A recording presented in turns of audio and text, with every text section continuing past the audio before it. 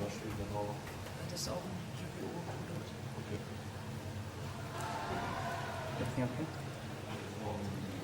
Everything is in order, it appears. Here we go. And we are starting.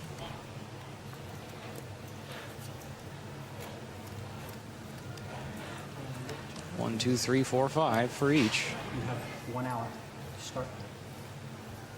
1 There's the hour start is of the allotted hour. for this match. At the end of 1 hour, if we still don't have a winner, we'll go into extra turns. And if we don't have a winner after that, we'll continue in sudden death until there is one. Skay's starting off with DD Crow, very valuable to have. He's got 2 copies in his main deck. He's opened with 1. Dianaya, not quite useful yet. Effect Veiler, very handy. Yeah, it looks like all in all, not a lot of action here. the opening move is probably going to be card D, which is a good opening move on for your first turn. Especially when you've got DD Crow and Effect Failure in your hand as well. 1 card face down, summons card D, and tributes it to draw 2 cards. Picking up Double Cyclone, and it looks like the second Dianaya. Fraternity Archfiend, Dinotherium, Soul Charge, Archfiend Eris, Foolish Burial, and now Stygian Street Patrol. Working with the extra card is Sehabi kheireddine, and he special summons Dinotherium. Can't special summon Car, so Dinotherium's downside does not come into play.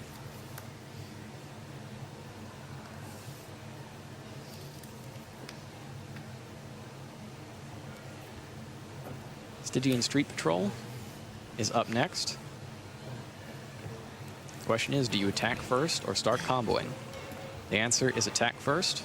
I like the play. Get as much damage in as you can while your opponent's hand appears weak. You can always steal a game with Gaga Cowboy later. That's quite a nice bit of damage there as well. 3,200, I believe, yes. 2 hits from 2 1,600 attack monsters.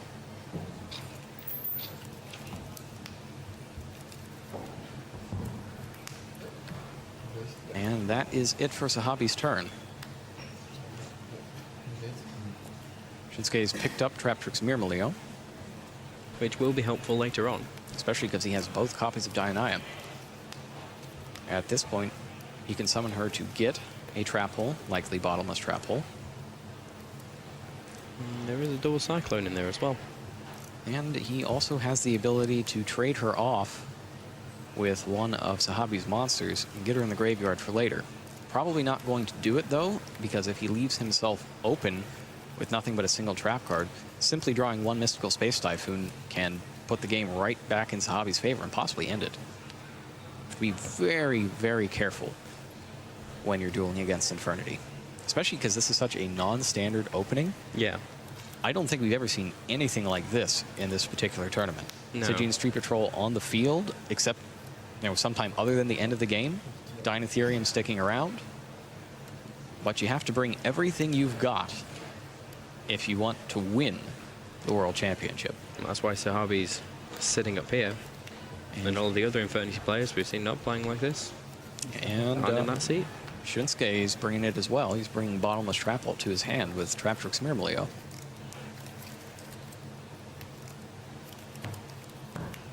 Still with a DD Crow and an Effect Veiler in hand. But so far, Sehabi hasn't done anything that would make those cards useful to him. He does decide to trade off the Traptrix, and now counts on his spell and trap cards to keep Sehabi honest.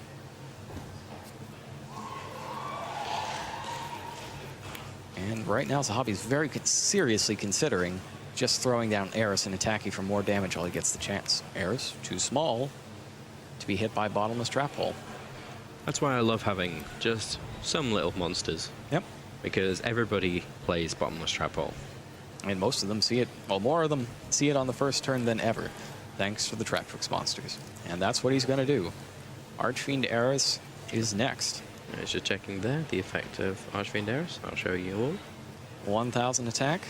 This would be 2,600 more damage, giving Shunsuke 1 turn left to do something. Just checking how many cards he has in hand there.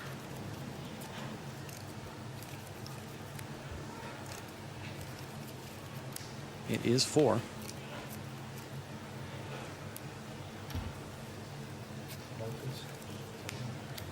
Archfiend Eris attacks directly, followed by Stygian Street Patrol. But you get the feeling that if Shunsuke can just get through this next turn and resolve his first Dianaya play, that he's actually going to be in a pretty good position despite being so far down on life points. Smart move, though, not setting any of your face-down cards. You don't want to leave yourself open to Traptrix Myrmileo. Or Not only, or Double Cyclone. Not only would you lose a spell and trap card, they'd also get an Xyz summon. Myrmileo's a lot less scary when she's just making rank 4s. Archfiend Eris, let's go ahead and bring it up as it is the subject of question right now. Sent to the graveyard because of card effect or destroyed by battle. Grab any Archfiend card from your deck, except another copy of her. Doesn't really come to play because you only really use one copy outside of a dedicated Archfiend deck. Though I suppose some people would argue that Infernity is a dedicated Archfiend deck, just dedicated to Infernity Archfiend. Yeah.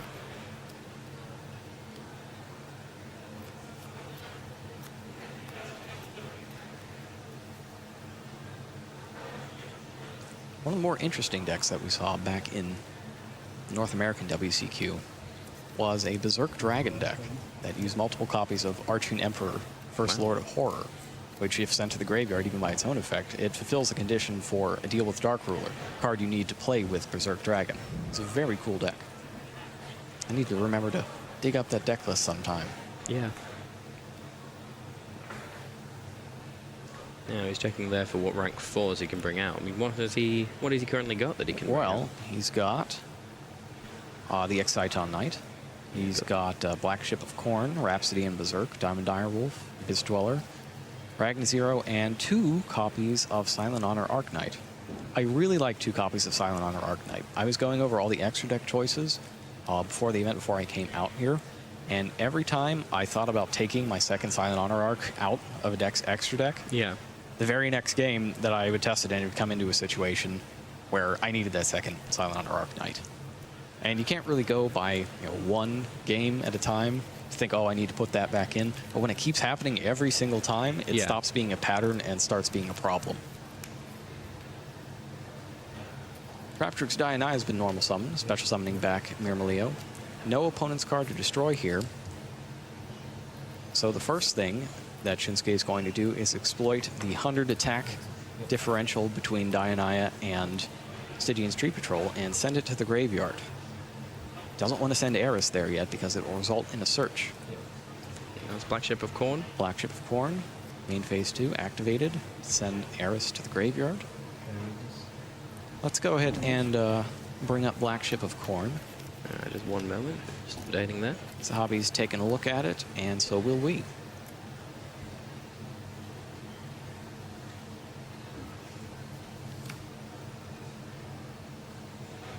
It has an effect that sends an opposing monster to the graveyard that has less attack points than it. So it's not destroyed as such. Correct. And then inflicts 1,000 damage. We're just waiting for our tech team there just to update that.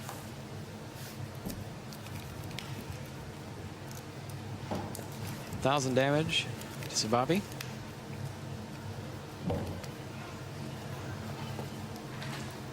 Go ahead and bring up Archfiend Eris again, as he is currently searching for. Searches out Infernity Archfiend. Now, the critical thing here is he knows that his opponent has Bottomless Trap Hole.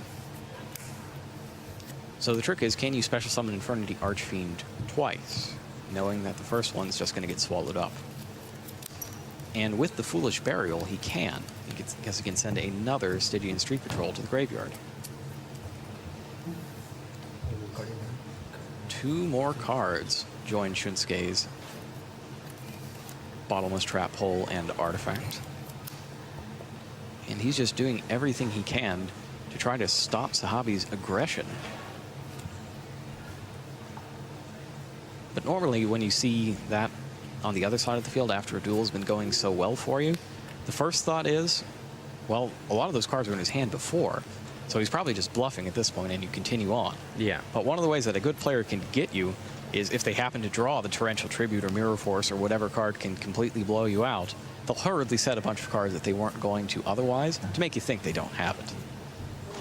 It also stops or reduces the odds of Mystical Space Typhoon hitting it.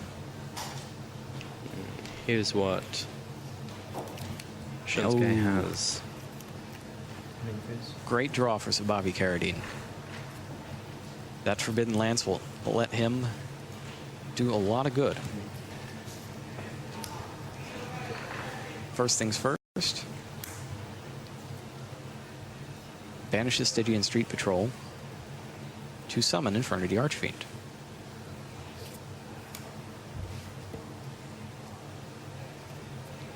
Just waiting for a response and Seeing if it's gonna going give to it? come.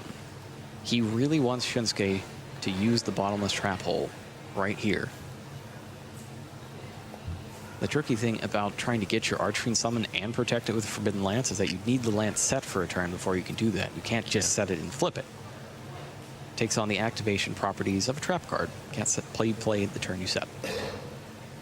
okay, I think he's let it slide. Archfiend is in there.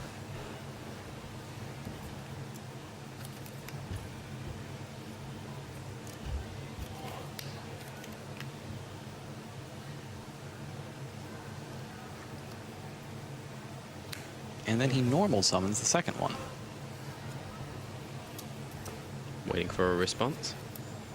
Sometimes you just have to do it the hard way. Sehabi's probably thinking to himself, well, I'm just going to wait for his Xyz summon now.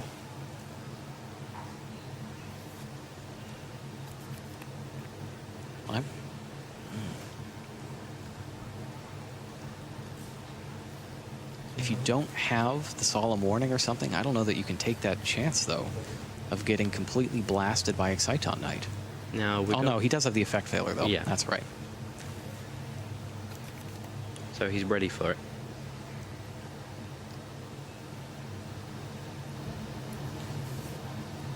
Well, that turn at least.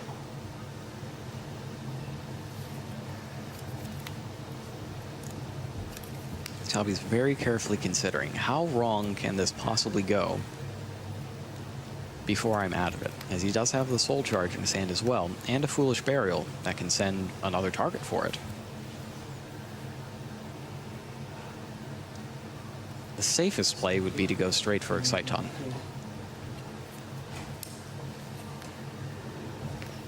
And he makes the Xyz summon. And summons the Exciton Knight.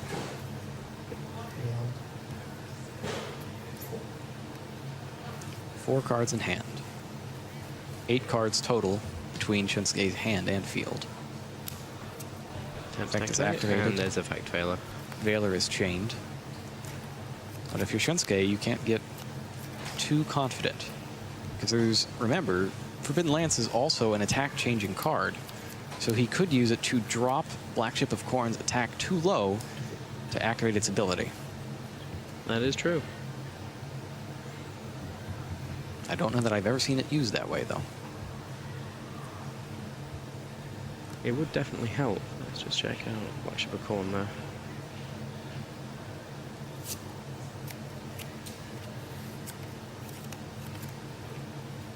It does have to be activated preemptively, though. Could it not be activated in chain? I mean, you could do it, but it's the targeting. You have to target a monster that has attack less than Black Ship of the Khorne. When you resolve it, you just send it, whatever the monster is, rather than send that target.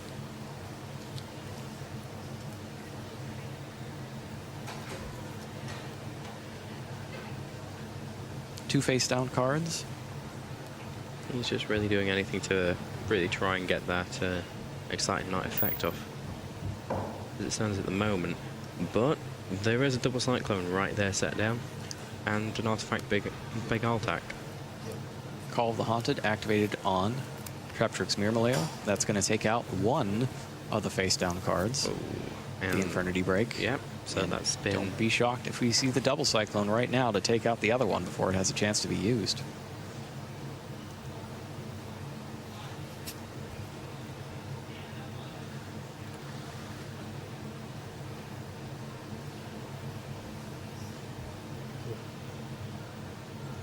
quickly doing calculations. Shunsuke now considering how much damage can he do. Not wanting to give the Infernity Duelist any further time to set up, because so far it looks like his combos aren't coming together either. Now looking at it, he also still has Dioneer in his hand. He does Meaning have the that second one. if he's going to be removing to try and destroy the Exeter Knight, even if he stops that effect, he's going to be able to get Dioneer with Dioneer. And then he has another rank 4. Which will bring the Bottomless Trap Hole back as well with the second Dionysus effect. Well, the Bottomless Trap Hole is actually still on the field. That's right, he didn't use it. But if Excite Knight goes off, then it will be in the graveyard. Yeah.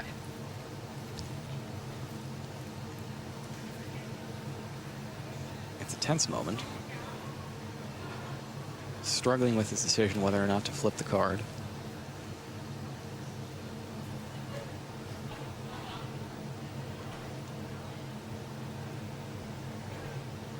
And he does it. Double Cyclone targeting Call of the Haunted and the face down card.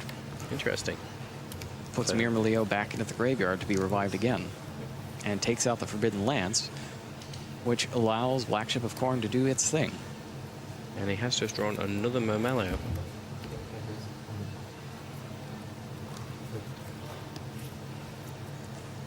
$1,000 damage for Black Ship of Corn. Sehabi doesn't even have his Forbidden Lance to force through a Soul Charge play.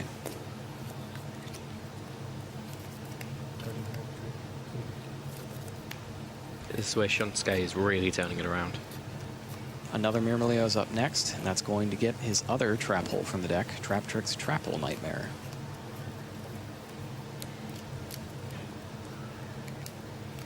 And things have gone from bad to worse for Sehabi. Now, even if he could force through a Soul Charge play, Trap Trick's Trap Hole Nightmare could still stop an Archfiend or whatever other monster he summoned that activated its effect this turn. Yep.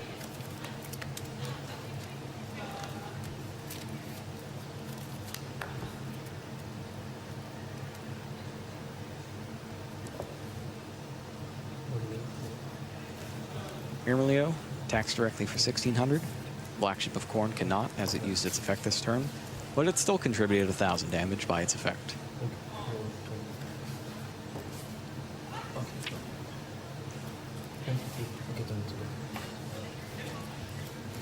Quick turn Sounds- life points, and it's 4,300 to 2,200. Now it's really evening up the score there.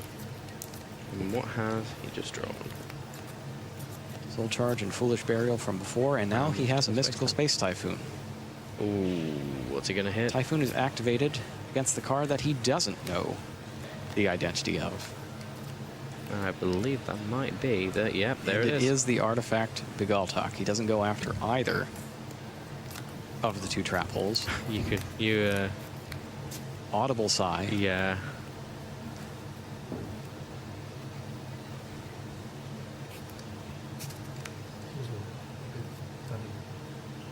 And Shunsuke waits until his opponent plays Foolish Burial to activate its effect. I think we're just checking to see whether it's a mandatory effect or not. Artifact Begaltok. When its set card is destroyed, sent to your graveyard, special summon it.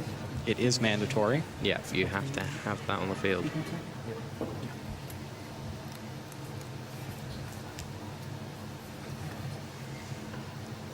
Gotta wonder why he didn't just activate it straight away.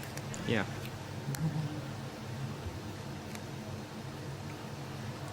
Now, it feels that the blind Mystical Space Typhoon was to try and attempt to hit the bottomless trap hole.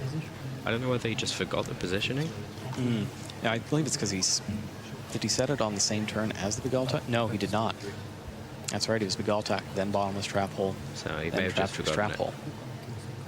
The other thing you could be going for is the fact that both of Artifact Begaltok's effects are mandatory. So he has to destroy So another he's one of his still own going to get cards. one of those trap holes out of here. Well, it's going to be Trap Trick's Trap Hole Nightmare. Yes. Yeah, there's no way he's going to let a Soul Charge go through. Absolutely. So here's the clever thing to do. If you're Sehabi and you know that bottomless trap hole is there, and you've got that Archfiend Heiress that has 1,000 attack points in your graveyard, you go ahead and send a level 3 monster, like Infernity Necromancer, that does not have as much. Like that. Now you can soul charge safely.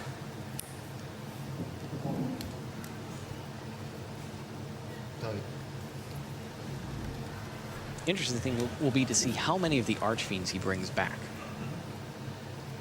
3. So what you could do is leave one Archfiend in the graveyard Ooh. to be summoned back by Necromancer now that you haven't got a hand. He's summoning back one of the Archfiends just to see if he can get that bottomless trap hole out of the way.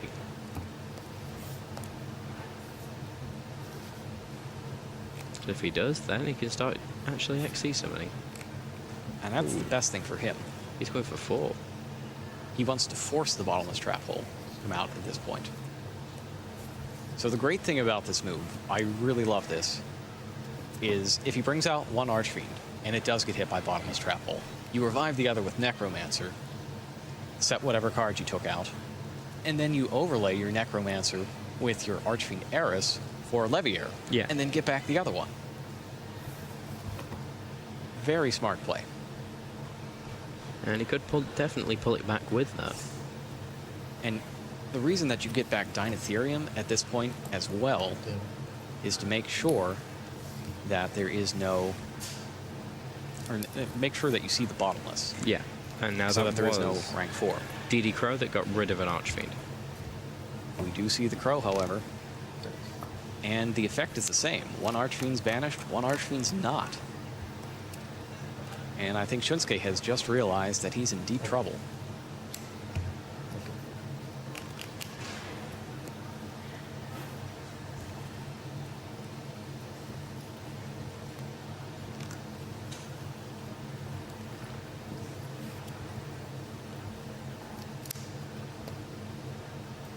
Bobby taking a look at Infernity Necromancer.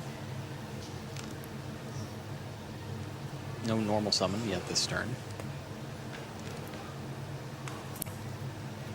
And he takes the Necromancer.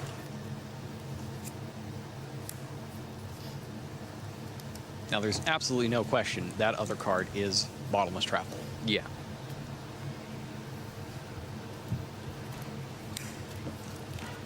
Okay, beast overlay. Rank 4 monster is next.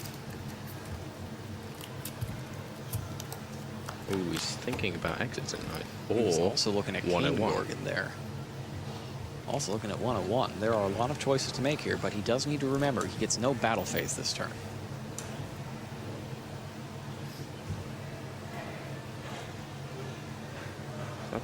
Diamond Direwolf? Diamond Direwolf. Interesting. Still no Bottomless Trap Hole. Well, there's definitely no bottomless trap hole now. Yeah, now it's in the graveyard. Oh. Necromancer's up next. Activates it for Archfiend.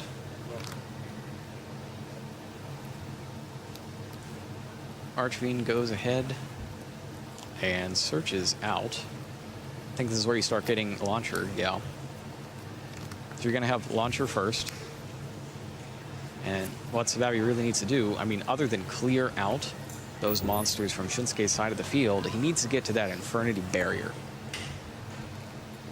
One break is gone from the deck. He plays 3 breaks total with the 1 Infernity Barrier. So you're not going to get quite as good of a turn as triple break and barrier like we saw earlier. Still an amazing turn, though. But if you clear that field and get the barrier set and 1 break, I think Sehabi wins the game. With only 2,200 life points left, there's not enough time left to stall out. It depends, because there's a Dioneer. Not if it Dioneer gets gets negated. overload. That's true. That is true. Is that a second Diamond Direwolf? Nope, No. that's 2 level 3 monsters, makes Leviair. Yeah.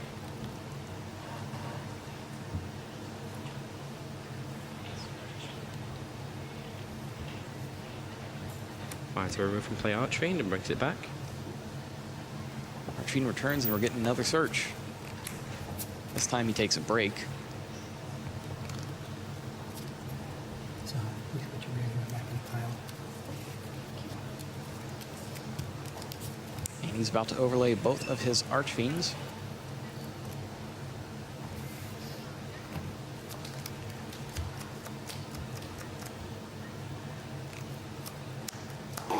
And he's debating between Diamond Direwolf and Silent Honor Arc. Silent Honor Arc would then get the Archfiends back into the graveyard as well and take his monster. Wolf No, he's does going for the as wolf. well. Detaches. You do, however, end up with a monster at the end of it as well, with 101. Yes, you do, with a protection effect to boot.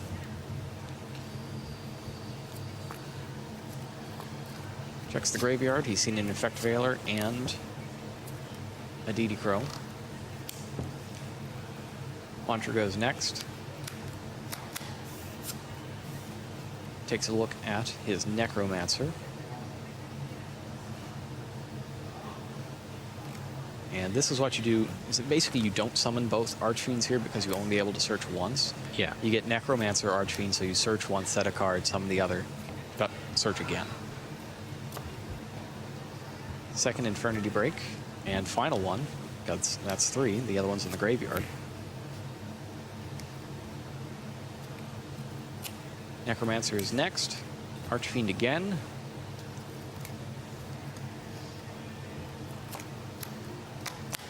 Infernity Barrier is the last one.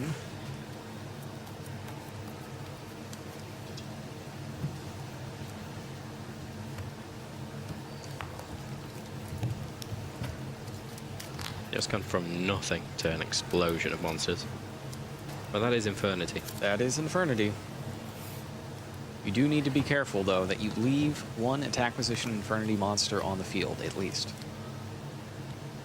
I believe the important thing for sehabi this time was to get the 2 breaks down. Yeah. And that's going to give him a way to clear out the monsters without needing to see summon, so he can leave both copies of Archfiend in play.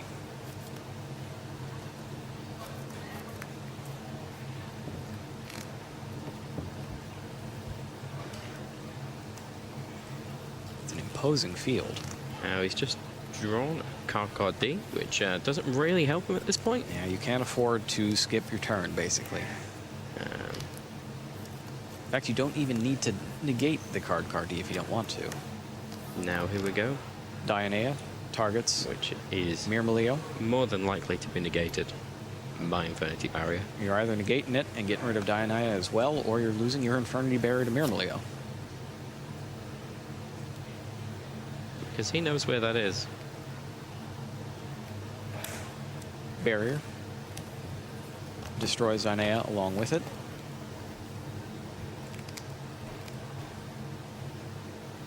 And I don't think there's any hope of Shunsuke getting out of this one, since both of his monsters will be destroyed by the 2 Infernity breaks. And he's only got 2,200 life points left. Let's see if he realizes that. Well, even if he does realize it, there's always the chance that he's hoping sehabi doesn't realize it and will make a mistake. But to get all the way to the finals, Not likely. you don't get that by making mistakes. And make no mistake, this one is over. Wow. sehabi kheireddine takes duel 1, going second against Shinsuke Hiyama, whose deck really just doesn't get going, despite the fact that he was able to get both trap holes into play